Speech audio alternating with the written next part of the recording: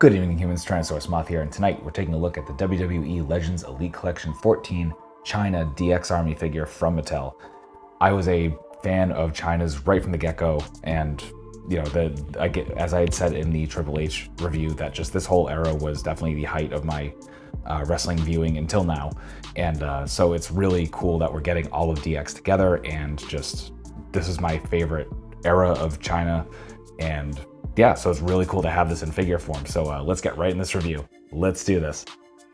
Aesthetically speaking, Mattel just absolutely nailed it here, and I think where Chyna's ring gear at this point in time was very basic, that allowed them to focus on other details, which definitely worked out. So we're going to start off with the face sculpt, and just they knocked out the park here. I mean, without being able to do an actual face scan for obvious reasons, I can't believe how good this sculpt is. Just, it looks great. It's painted very, very well. Yeah, just even in profile, pretty much everywhere, they just absolutely nailed it. Then we get the hair sculpt, which looks really good. And I like the touch of having part of the ponytail coming over the shoulder. It doesn't hinder articulation at all either, by the way, so that's also a good touch. Then we got the collar slash choker here, some silver paint, which looks good. That is a separate piece, and there is a more plain choker underneath that. And then we come to the ring gear, and the top has some detail, some slight detailing in it, even in the back with the fasteners. And then we come down to the boots. Boots are very well sculpted, and again, we don't have a ton of paint on here, but we do have the grommets down here painted, which is really nice. Kind of definitely adds that nice little splash of color. And yeah, just overall the physique looks spot on, and the arms look right. I mean, yeah, great aesthetics.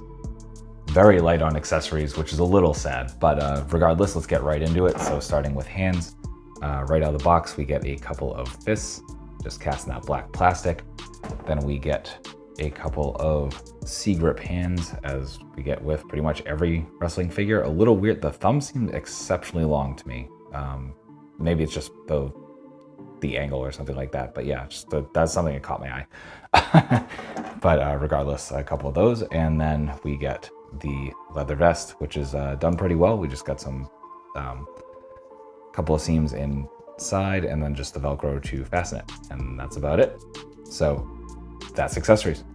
Articulation is largely our standard Elite Collection stuff, but in that same breath, that's kind of a little disappointing here, and I'll get to why in a second. And so with the head, not really getting any down, just a wee bit. Not really anything up, again, because the hair, I mean, it's just going to happen with long-haired figures, and not really too much on the tilt. Then we come to the shoulders, and we are getting into just about our T-pose, maybe stopping just short. We have bicep swivel, which is always nice, and then single jointed elbows, and that's a little sad because there's also no rotation there. So I really wish they had done double jointed elbows, especially because they've been doing that on a lot of the recent figures, but I guess it is what it is. And then we get to the wrists, and those are swivel and hinge, all horizontal. Get to the diaphragm, that's a ball joint, so that's coming around. So we're going to come about that far forward, about that far back, and that is neutral. We come to the waist, we have our waist swivel.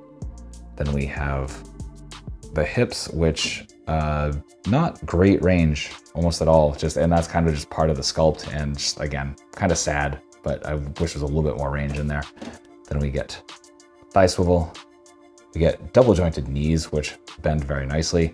Then we get boot swivel, and let's see, I didn't heat these up. So we get our very good point, and some decent forward, and the slightest bit of rocker. So that's articulation. Getting into size comparisons, here she is with a couple other members of DX, with some other wrestling figures, with some Hasbro, with some imports, with some monsters, finally with an articulated icons Oni, and yours truly in human form as an articulated icons Ninja. So my final thoughts on the Legends Elite 14 Chyna figure from Mattel is that it's still a really good figure, despite the slight disappointments in the articulation and the lack of accessories. I still think it's a really good figure, and especially if you are a fan of Chyna, of DX, of the Attitude Era of WWE, absolutely pick up this figure. Right now it is showing up on shelves, on pegs, in Targets everywhere. It is also available online, which is how I was able to get this, just because I heard they were being seen on shelves. I happened to check the website and was able to grab Chyna and Road Dogg. So yeah, definitely check those out. I will leave a link in the description below to where you can pick up yours. So hopefully it's there, or you can see where it is local to you.